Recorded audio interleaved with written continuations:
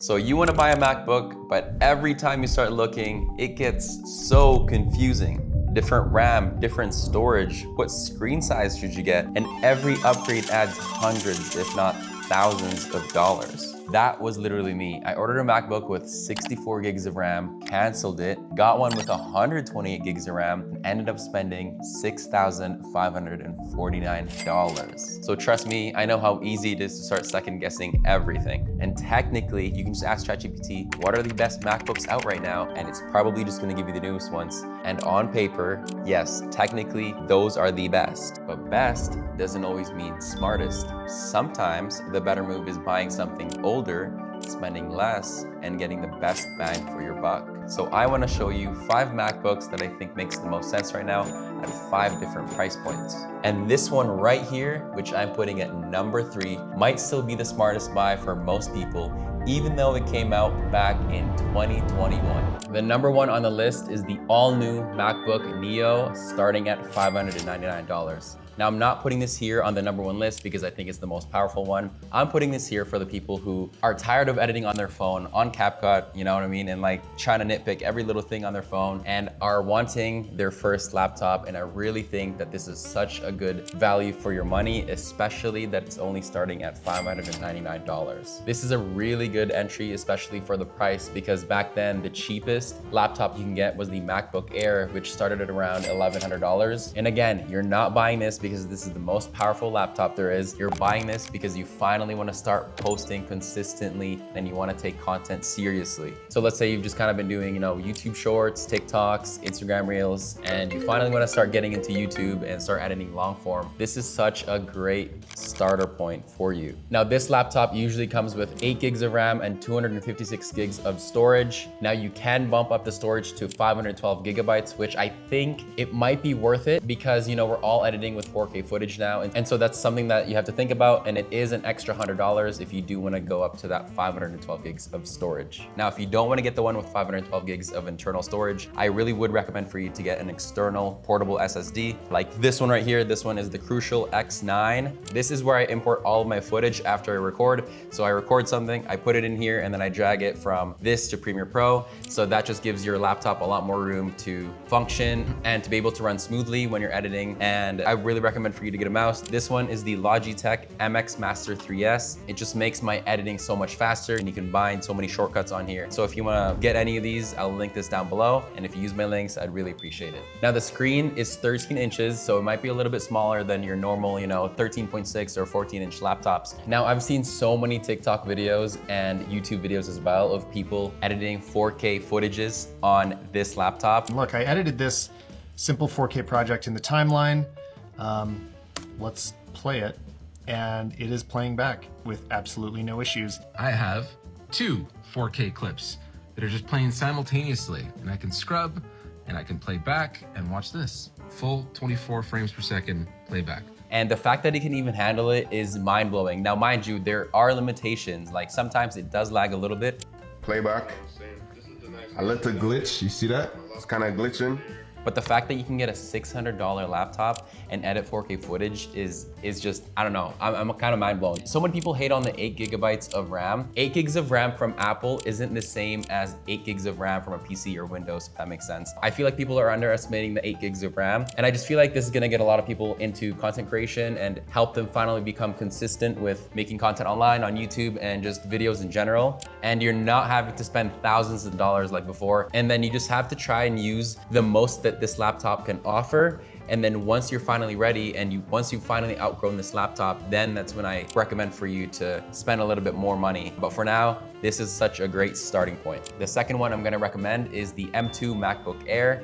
This is a little bit older than the Neo, but yes, I would still put it above the Neo, and I still think that it will perform better than the Neo. Now, you unfortunately can't get this new anymore because it's an older version. So for you, what is best is to try to get this off of Facebook Marketplace. If you can find this for around $700 to $900, depending on the RAM, the storage, and the screen size, you can really get the best bang for your buck here. And for what you're getting and what this laptop can do, it is such a good price for what it is. And the most common ones you're gonna find on Facebook Marketplace is the ones with 8 gigs of RAM and 256 gigs of storage. For basic editing, it's still decent, but I would recommend for you to go up to 16 gigs of RAM. It's just gonna give you a little bit more room to, edit photos and all that good stuff. You can definitely find great deals on Facebook Marketplace, but remember to always be careful when you're buying anything on there, especially MacBooks and laptops, because you never know if they're gonna be scamming you. Always remember, if the price is too good to be true, it probably is. And so the exact version that I would find of this MacBook Air M2 is the one with 512 gigs of storage and then 16 gigs of RAM. That's the exact one that I would try to find. And the reason why I'm recommending the MacBook Air, it can still handle 4K footage so well. You can bring in 4K footage from your phone or from Sony, color grade it, stack up your text, and this laptop will still handle everything that you throw at it. It's a pretty thin laptop, it's super lightweight. The screen size is about 13.6 inches. So it is a step up from the Neo at 13 inches. And the only thing that I would say to try to look out for is, when you start doing bigger projects, adding a lot more effects, you might notice that it might slow down a little bit just because the Air version, the MacBook Airs, doesn't come with fan, like an internal fan. So, it is gonna slow down once you start getting into the bigger projects. For someone who wants something light, super simple, easy to travel with, and to be able to edit 4K footage and just pump out content out there, this is definitely such a great buy.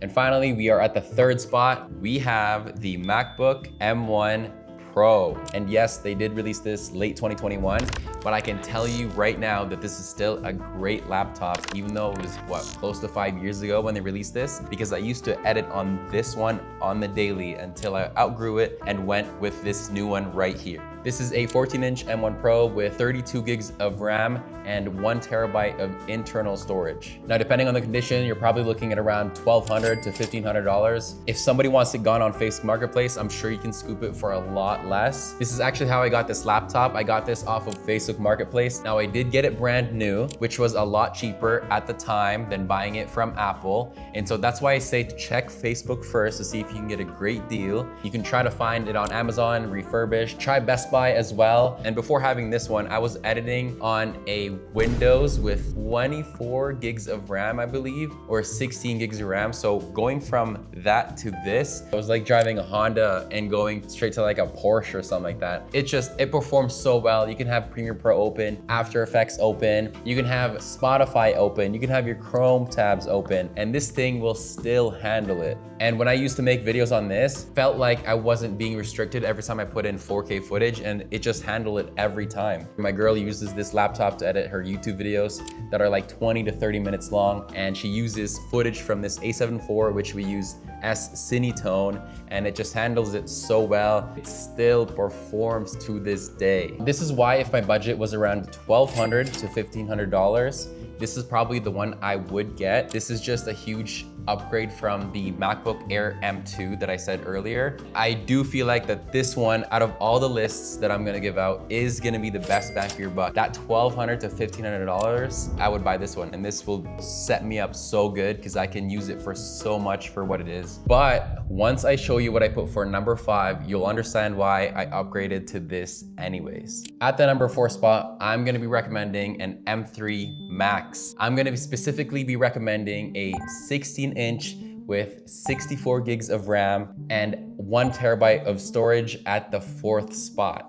Now, if you wanted to buy this new at the time, you probably would have had to spend around $4,000. But right now, I think you can get this for around $3,000 refurbished or used on Facebook Marketplace. And you unfortunately can't get this new anymore from, Apple.com. If you do get this will last you for so long, and this is gonna be your workhorse. Like, you can pump out content like no other. Now, if you're thinking about buying a MacBook with 64 gigs of RAM, I'm gonna assume that you're already a good editor, and going from a 14-inch from this to a 16-inch like this is just gonna be so much worth it. It makes a big difference when you go from 14 inches to 16 inches, that little 2 inches, you know what I mean? You can have Premiere Pro open the dynamic link and go to After Effects, also have Photoshop open and maybe Lightroom as well, and this thing will just handle it. Once you start getting into those heavier timelines and heavier projects, this is where this laptop comes in, especially if you have to handle S-Log 4K footage, adding masking, you're using AI now, doing tracking, doing rotoscope. this is where you're gonna thank yourself for spending that extra $2,000. And so it kind of all depends what you need as a creator. And at 64 gigs of RAM, this is already so much, and this should last you like 4 to 5 years. For most people doing YouTube, you know, client work, this is gonna be enough for you. And the reason why I'm recommending the M3 and not the newer M4 and M5 is because yes, there is gonna be a difference, but the difference is not gonna be that drastic to where you're gonna feel like, is that $1,600 extra that you're gonna spend on the newer ones versus the older M3 Max gonna be worth it? Like, is it gonna be worth that $1,600? And I feel like it's not. And so saving that extra money just makes sense. And I think that this is where most creators can stop at 64 gigs of RAM, and this will last you for years. And honestly, I feel like I should have gotten this one, but I just had to up it once, which is this one here on the 5th spot. And so at the number 5th spot, I am recommending a MacBook Max M3 to M5 with 128 gigs of RAM and at least 1 terabyte of storage and 16 inches. And if you're thinking about getting a laptop like this one, I'm gonna assume that you do a lot of 3D work. You're probably into VFX. I'm gonna assume your timelines is probably insane looking. And I'm gonna assume that your editing level skills is just, it's already up there. This thing right here is the M3 Max with 128 gigs of RAM and 1 terabyte of storage. And this thing still feels like a beast to this day. No, I am not using it to its full potential. I don't do any VFX work, and I feel like I'm using it maybe around 70%. Now, if I was doing like VFX work and a lot of 3D work every single day, then maybe I would be pushing this MacBook to the max. But I'm just so happy that I got this because I never have to think about whether my laptop can handle what I try to give it. And let me tell you why I canceled the one with 64 gigs of RAM and ended up with this. I ordered the one with 64 gigs of RAM. I was satisfied for an hour. I was so excited and I said, I cannot wait to get this. I can't wait to unbox it. But then after an hour, I got in my head and I said, you know, what if I'm editing with that 64 gigs of RAM and it just starts lagging? I already know I'm gonna be complaining about it. I already know I'm gonna be wondering, man, what if I just got that 128 gigs of RAM? You know, I wanna know what that power feels like. I wanna know what it's like not having to worry about the lag. I wanna know what it's like to just have the best laptop out there. And so I canceled it and I said, you know what? I'd rather spend the extra money and not have to wonder what if, and I pulled the trigger. I feel like spending money on a laptop, you know, don't try to look at it as almost like a liability. It is an asset to me because this thing that you're editing on, this will help you with your content creation and this will make you go further, if that makes sense. If you truly want to be posting content online, then having a laptop that doesn't fight you and that helps you put out content out there is the key. And so you have to look at it as an investment because it is an investment on you. And so buying this laptop was the best investment that I've ever made. And I just wanted it to be future-proof. And I didn't want to have to worry about buying another laptop in 2 to 3 years because I know that this will last me at least 6 to 7 years. Well, I bought this in 2024. It's been 2 years and this still performs to this day. Like it literally handles everything. And I edit on this like at least 3 hours per day, constantly using it, and there's absolutely no problem with it to this day. But I would recommend for you, you know, if you're looking at an M3 Max with 120 gigs of RAM, I would much rather buy the newer M4 or the M5 or that current version that they're putting out there with 128 gigs, because you're not just buying for today, you're buying for your future. So it can last you for so much longer. And again, think of it as an investment because it is. All right, so that's it for this video. Let's quickly summarize everything I talked about. So the MacBook Neo, you know, if you're starting out and you just want to start posting consistently, that's the one for you. The M2 Air, you know, this is for someone who wants something light, something quiet, and it's still very capable. This is for you. The M1 Pro is the strongest middle ground. The M3 Max with 64 gigs of RAM, you know, this is where most creators can stop. This is like, oh, like that's it, you're good. You're good for years, you know? And the M3 to M5 Max with 128 gigs of RAM, you know, this is for someone, you know, who just wants to buy something and forget about it for years, be able to handle everything that you throw at it, and it won't struggle. So be very wise with what you spend with your money. I really hope that I helped you pick a decision for what laptop that is right for you. I hope that you kill content creation. I want to see you on my For You page, and I wish you nothing but the best. And yeah, until next time.